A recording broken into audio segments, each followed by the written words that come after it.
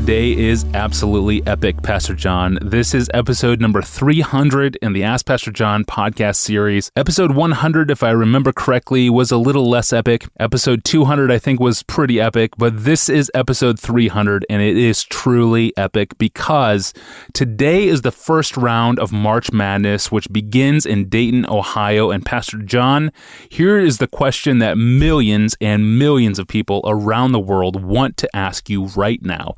Why, Pastor John? Why do we love watching March Madness basketball? Okay, I'm the least likely person to say anything about college basketball, but here goes. I enjoy watching college basketball. Yes, I do. More than football, because there are no breaks between the plays.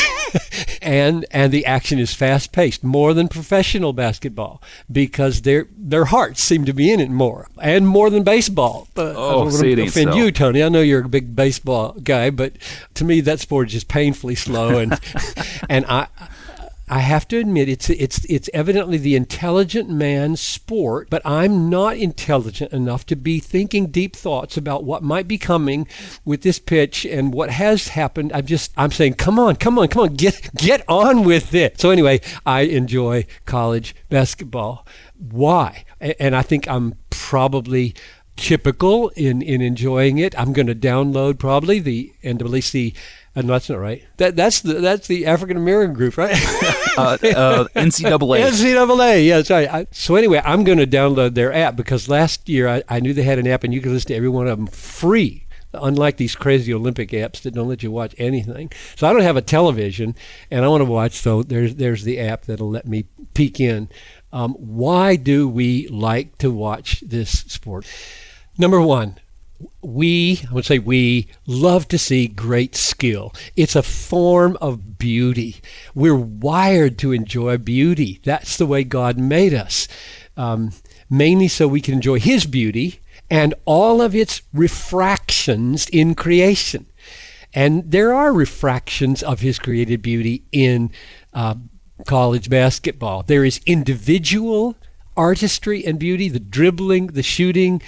We love to watch the phenomenal dribbling around the opposition that drives and finishes smooth 2 points. And by the way, I don't value dunking. I don't like to watch dunking. To me, dunking is not very artistic. It seems to be like it's mainly height and hulk, whereas an artistic, smooth layup in an old traditional way has a lot more art about it than these smoshing dunks from halfway down the court.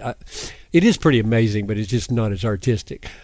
Second, there's team beauty, not just individual, but team beauty. When a defense is simply impregnable, or an offense maneuvers so beautifully successfully, it looks like one single organism. And the best of all is when the individual and the team combine so that the players shine at their peak performances, but they're actually serving the coordinated effort of the team. So all of that beauty falls under what I would say that the reason we like that sort of thing is the beauty of art, the artistic skill of players and teams. This is a God-given ability, and it points the way to the way God is in His abilities. He's beautiful in His skill-giving wisdom. And here's the second one. I admire endurance.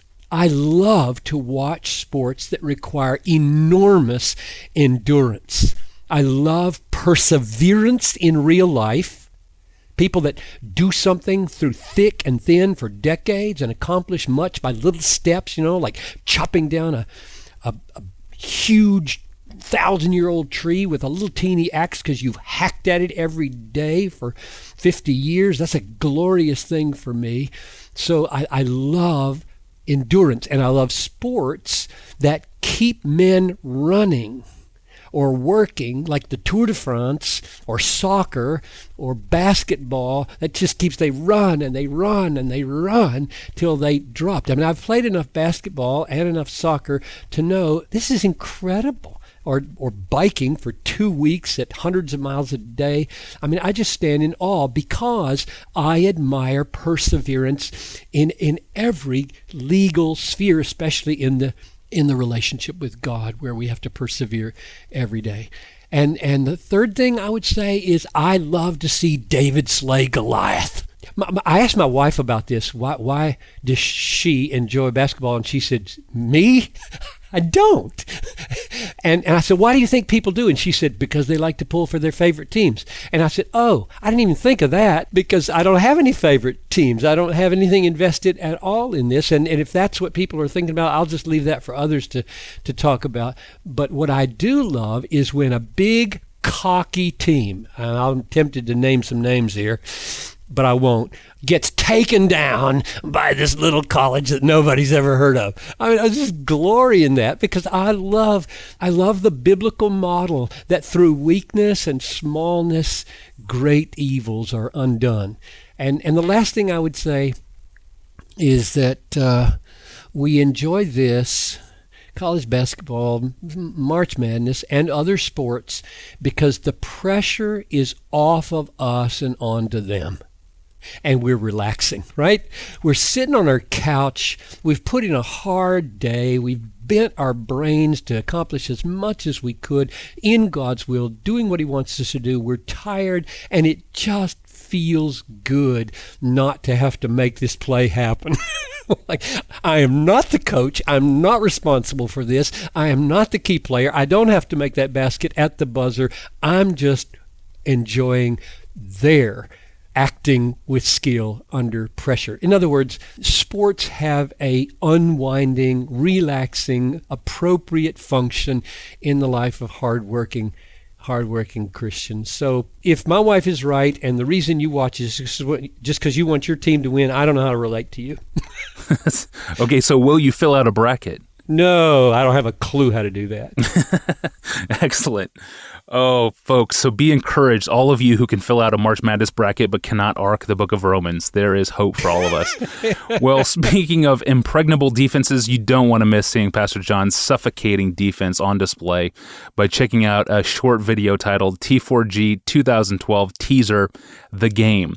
You can find it if you Google it, T4G 2012 Teaser, The Game. There, right at the beginning, at about the 6-second mark, you will witness his shutdown defense on display. No joke. And speaking of phenomenal dribbling around opposition and smooth finishes to the hoop, at about the 30-second mark, you'll see that on display as well. All right. We need to shut down this epic podcast before it gets even more out of hand. So I'll sign off with the wise words of a Major League Baseball Hall of Famer, one Leo Durocher, who once said this, quote, "Baseball is like church. Many attend, but few understand." I'm your host, Tony Reinke. I'll see you tomorrow.